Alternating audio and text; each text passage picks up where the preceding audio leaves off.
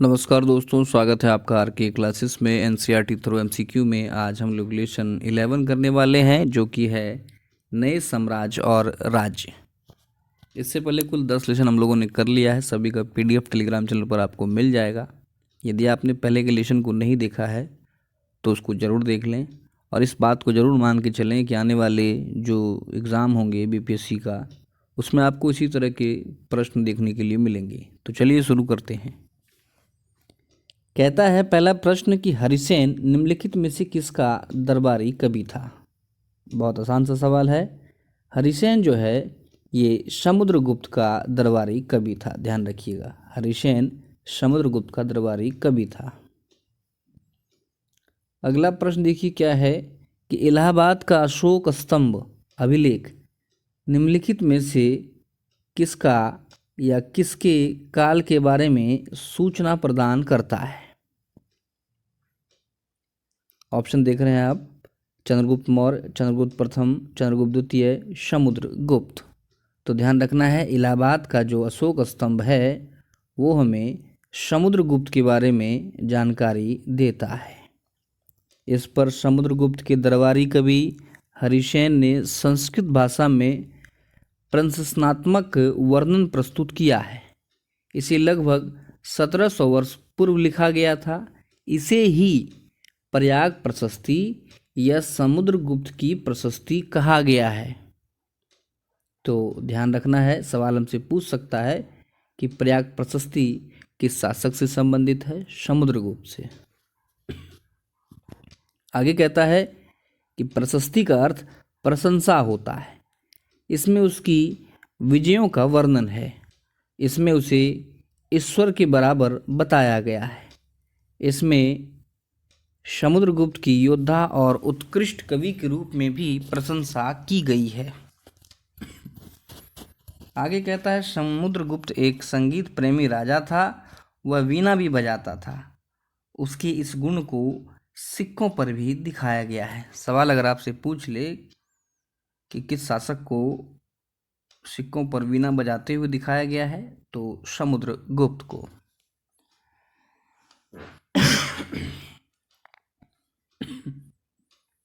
Next question देखिए क्या है कि हरिसेन द्वारा वर्णित विभिन्न प्रकार के राजाओं और उनके प्रति समुद्रगुप्त की नीतियों के संदर्भ में निम्नलिखित में कौन सा एक सही नहीं है। क्या है, ऑप्शन देख लेते हैं। कहता है समुद्रगुप्त ने आर्यावर्त के सभी 9 शासकों को हराकर उनको अपने साम्राज्य में मिला लिया। फिर कहता है कि समुद्रगुप्त ने दक्षिणापथ के सभी 12 शासकों को हराकर उनके राज्य को अपने साम्राज्य में मिला लिया। आगे कहता है कि समुद्रगुप्त के राज्य के पड़ोसी देश समुद्रगुप्त के लिए उपहार लाते थे और उसकी आज्ञाओं का पालन करते थे।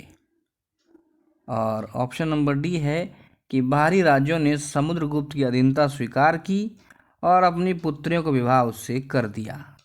सवाल कह रहा है कि इन चारों में कौन सा जो है ऑप्शन गलत है, जो कि हरिसेन द्वारा वर्णित नहीं है। तो ध्यान रखिएगा, कहता है कि कथन ए, सी और डी सही है, परंतु बी जो है ये गलत है, क्योंकि दक्षिणापथ के 12 राज्यों ने हारने के बाद समुद्रगुप्त के सामने समर्पण किया था। समुद्रगुप्त ने उन्हें फिर से शासन करने की अनुमति दे दी थी। तो अपना बी जो है ये गलत है। यहाँ तक तो स्टेटमेंट ठीक है कि उसने दक्षिणापथ के सभी 12 शासकों को हराया, ये ठीक है, लेकिन उसे अपने साम्राज्य में मिलाया ये गलत है, क्योंकि हारने के बाद समुद्रगुप्त ने उन सभी शासकों को पुनः जो है शासन करने की अनुमति दे दी थी।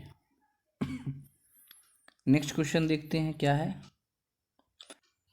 उससे पहले कुछ एक फैक्ट है, देख लेते हैं क्या कहता है कि समुद्रगुप्त के राज्य के पड़ोसी देश में असम, तटीय बंगाल, नेपाल और उत्तर पश्चिम के कई गण या संघ आते थे। ये आंतरिक राज्यों के एक घेरे के रूप में समुद्रगुप्त के राज्य से लगे थे। ये समुद्रगुप्त के लिए उपहार लाते थे, उनकी आज्ञा मानते थे तथा उनके दरबार में उपस्थित हुआ करते थे। आगे कहता है कि बाह्य इलाके संभवतः कुषाण तथा शक वंश के थे। इसमें श्रीलंका के शासक भी थे। इन्होंने समुद्रगुप्त की अधीनता स्वीकार की और अपनी पुत्रियों का विवाह उससे किया था। नेक्स्ट क्वेश्चन देखिए क्या है। निम्नलिखित में से किसके या किनके द्वारा महाराजाधिराज की उपाधि धारण की गई थी? ऑप्शन में है चंद्रगुप्त प्रथम, समुद्रगुप्त, चंद्रगुप्त द्वितीय, कुमारगुप्त। कहता है नीचे दिए गए कूट की सहायता से सही उत्तर का चयन कीजिए। एकदम इसी तरह से अब हमको एग्जाम में देखने के लिए मिलेगा प्रश्न, ऑप्शन ई हटने के बाद।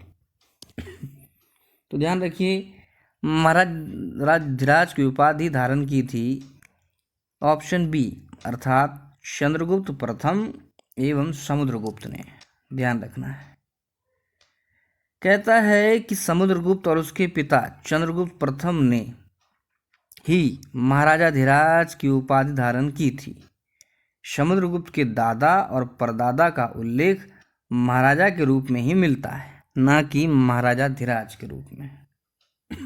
तो ध्यान रखना है कि महाराजाधिराज की उपाधि किसने धारण की थी? समुद्रगुप्त एवं चंद्रगुप्त प्रथम ने।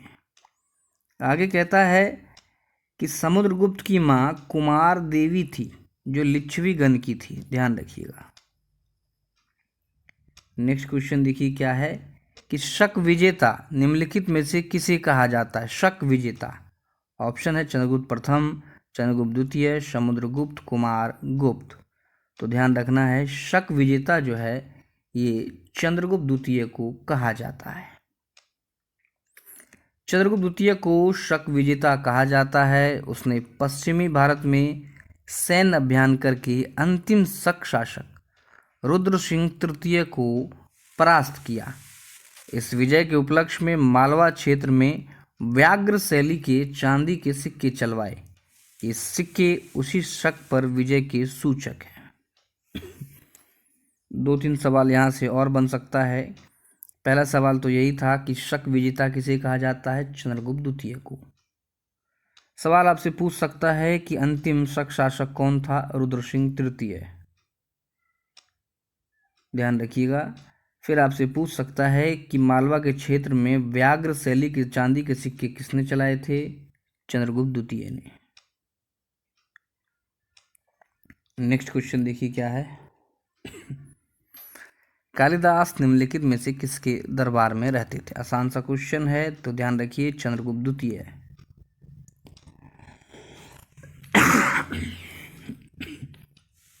कहता है कि चंद्रगुप्त द्वितीय का दरबार विद्वानों से भरा रहता था। कवि कालिदास और खगोल शास्त्री आर्यभट्ट उसी के दरबार में रहते थे। इसके अलावा कई सारे जो हैं विद्वान जो हैं चंद्रगुप्त द्वितीय के दरबार में रहते थे। सेम सवाल है कि बाणभट्ट जो है किसके दरबारी कवि थे? तो ध्यान रखिएगा, बाणभट्ट जो है हर्षवर्धन का दरबारी कवि था। बाणभट्ट हर्षवर्धन का दरबारी कवि था। इन्होंने हर्षवर्धन की जीवनी हर्षचरित्र लिखी थी, जिससे हर्ष के शासनकाल और वंशावली का पता चलता है। हर्ष ने लगभग 1400 वर्ष पूर्व शासन किया था। तो 2 सवाल आपको ध्यान में रखना है कि हर्षचरित्र किसने लिखा था? बाणभट्ट ने। और बाणभट्ट किसका दरबारी कवि था? हर्षवर्धन का। नेक्स्ट क्वेश्चन देखते हैं कि निम्नलिखित में कौन हर्ष के काल में भारत आया था? आसान सवाल है, ध्यान रखिएगा। ह से हर्ष, ह से हुएनसांग। हर्षवर्धन के शासनकाल में हुएनसांग आया था। फाहियान जो है आपका चंद्रगुप्त द्वितीय के काल में आया था। मेगास्थनीज जो है मौर्य के काल में आया था। इन चीज़ों को हमें ध्यान में रखना है। आगे देखते हैं। नेक्स्ट क्वेश्चन है कि नर्मदा नदी पर सम्राट हर्ष के दक्षिण की ओर बढ़ने की कोशिश को किसने रोका था? तो ध्यान रखिए, पुलकेशिन द्वितीय ने जब हर्ष दक्षिण भारत की ओर बढ़ रहा था तो पुलकेशिन द्वितीय ने उसे रोका था और पराजित किया था। कहता है कि मगध और बंगाल को जीतकर हर्ष को पूर्व में जितनी सफलता मिली थी उतनी ही अन्य जगहों पर नहीं मिली। जब उसने नर्मदा नदी को पार कर करके दक्कन की ओर बढ़ने का प्रयास किया, तब चालुक्य नरेश पुलकेशन द्वितीय ने उसे रोक दिया, अर्थात उसे पराजित कर दिया था। नेक्स्ट क्वेश्चन देखिए, कांचीपुरम निम्नलिखित में से किसकी राजधानी थी? कांचीपुरम, तो ध्यान रखना है पल्लव की राजधानी कांचीपुरम थी। पल्लवों की राजधानी कांचीपुरम थी। पल्लवों का राज्य कांचीपुरम के आसपास के क्षेत्र से लेकर के कावेरी नदी के डेल्टा तक फैला था। नेक्स्ट क्वेश्चन देखिए, कहता है चालुक्यों की राजधानी कौन सी थी? चालुक्यों की राजधानी, तो ध्यान रखना है चालुक्यों की राजधानी ऐहोल। क्या कहता है?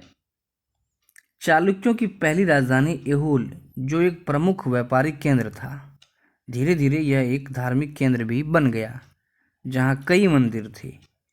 चालुक्य का राज्य कृष्णा और तुंगभद्रा नदी के बीच स्थित था। इंपॉर्टेंट है, ध्यान रखिएगा। यह क्षेत्र रायचूर दोआब कहलाता है। फिर आपसे सवाल पूछ सकता है कि रायचूर दोआब का क्षेत्र विस्तृत है किसके किसके बीच? किन दो नदियों के बीच? कृष्णा एवं तुंगभद्रा नदियों के बीच में। ठीक है। पुलकेशन प्रथम के दौरान चालुक्यों की राजधानी बादामी स्थानांतरित की गई। बादामी को वातापी के रूप में भी जाना जाता है, तो ध्यान रखना है चालुक्यों की पहली राजधानी ऐहोल थी, बाद में ये वातापी हो गई। नेक्स्ट क्वेश्चन, रवि कीर्ति निम्नलिखित में से किसके दरबारी कवि थे? रवि कीर्ति। रवि कीर्ति ने देखिए एक अभिलेख लिखा है, ऐहोल अभिलेख, और ये पुलकेशन द्वितीय के दरबारी कवि थे। पुलकेशन द्वितीय ने हर्षवर्धन को पराजित किया था। देखिए क्या कहता है कि रवि कीर्ति पुलकेशन द्वितीय के दरबारी कवि थे। पुलकेशन द्वितीय सबसे प्रसिद्ध चालुक्य राजा था। उसके बारे में रवि कीर्ति द्वारा रचित प्रशस्ति से प्राप्त चलता है। इसमें उसकी 4 पीढ़ियों के बारे में बताया गया है, ध्यान रखना है। नेक्स्ट क्वेश्चन देखिए क्या है कि दक्षिण भारत में पूर्व मध्यकालीन प्रशासन के संदर्भ में निम्नलिखित कथनों पर विचार करें। पीछे के वन लाइनर प्रश्न जो है अब आपसे शायद एग्जाम में पूछे जाएं। खैर दिया हुआ है तो हम लोग एक बार उसको ज़रूर पढ़ेंगे, लेकिन ज़्यादातर प्रश्न जो है अब इस तरह से आने वाले हैं, तो ऐसे प्रश्नों को आप बिल्कुल नहीं छोड़ेंगे। दक्षिण भारत में पूर्व मध्यकालीन प्रशासन के संदर्भ में निम्नलिखित कथनों पर विचार करें। कहता है कि कुछ महत्वपूर्ण प्रशासकीय पद आनुवंशिक होते थे। आगे कहता है प्रशासन की प्राथमिक इकाई नगर होती थी। फिर कहता है कभी कभी एक ही व्यक्ति कई पदों पर कार्य करता था। कौन सा कथन सही है? तो चलिए देखते हैं। सही कथन है केवल 1 एवं 3। क्या है 1 एवं 3? दक्षिण भारत में पूर्व मध्यकालीन प्रशासन में कुछ महत्वपूर्ण पद आनुवंशिक बन गए तथा कभी कभी एक ही व्यक्ति कई पदों पर कार्य करता था। जैसे हरिसेन अपने पिता की तरह महादंडनायक बने, साथ ही उसे कुमार मात्य भी बनाया गया था। एक हरिसेन कई सारे पदों पर बैठा हुआ है, जो कि स्टेटमेंट में दिया हुआ है, बिल्कुल सही है।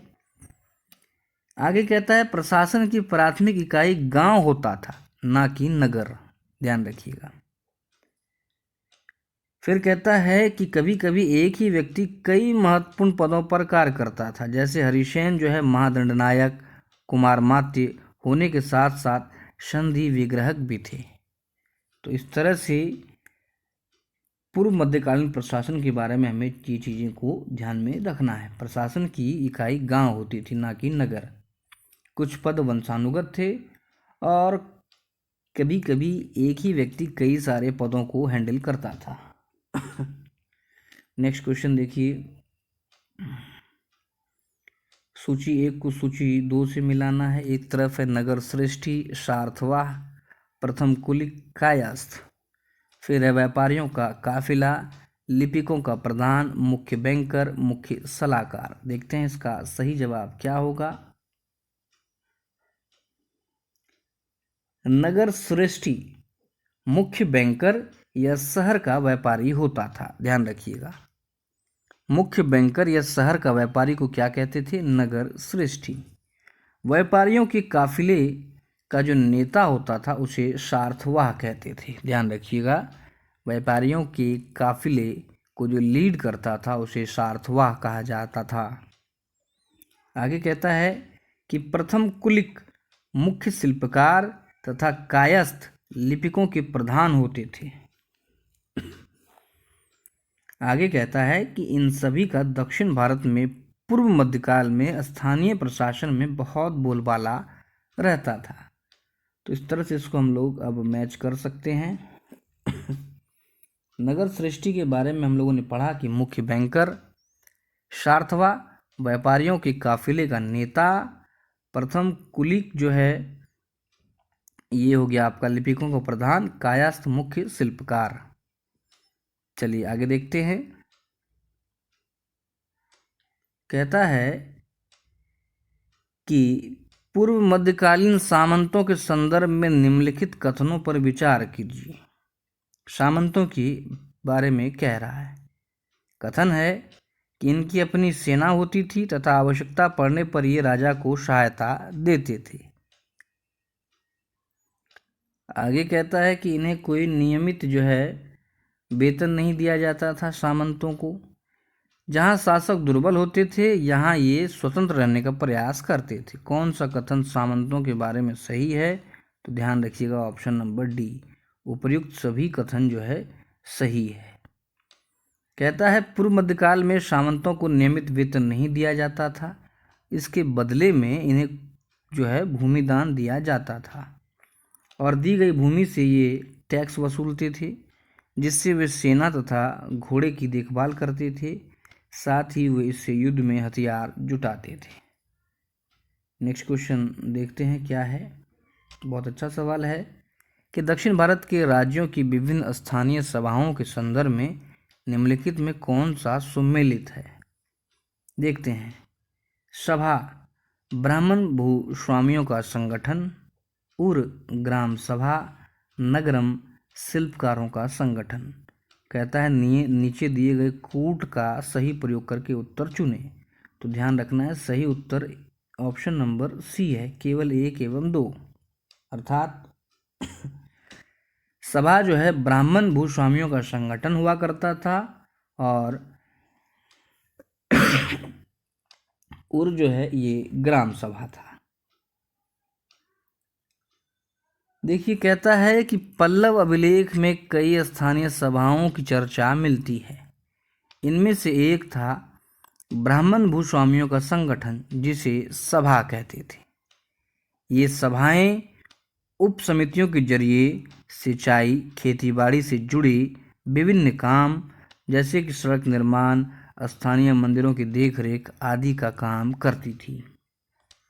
आगे कहता है कि जिन क्षेत्रों में भूस्वामी ब्राह्मण नहीं थे वहाँ उर नामक ग्राम सभा के होने की बात कही गई है। उर, ध्यान रखिएगा। नगरम व्यापारियों के एक संगठन का नाम था, ध्यान रखना है। संभवतः इन सभाओं पर धनी तथा शक्तिशाली भूस्वामियों और व्यापारियों का नियंत्रण होता था। इनमें बहुत सी स्थानीय सभाएं शताब्दियों तक काम करती रही। तो हमें क्या ध्यान में रखना है? हमें ध्यान में यही रखना है कि जहाँ ब्राह्मण जो है भूस्वामी होते थे उन्हें सभा कहा जाता था और वे विभिन्न कार्य जो है करते थे, मंदिरों की देखरेख, सड़क निर्माण, और ये कार्य जो है ये उप समितियों के माध्यम से देखा करते थे। दूसरा कहता है कि जहाँ भूस्वामी ब्राह्मण नहीं होते थे उस क्षेत्र को उर कहा जाता था, उर, और व्यापारियों के संगठन को नगरम कहा जाता था। तो इस चीज़ को हमें ध्यान में रखना है।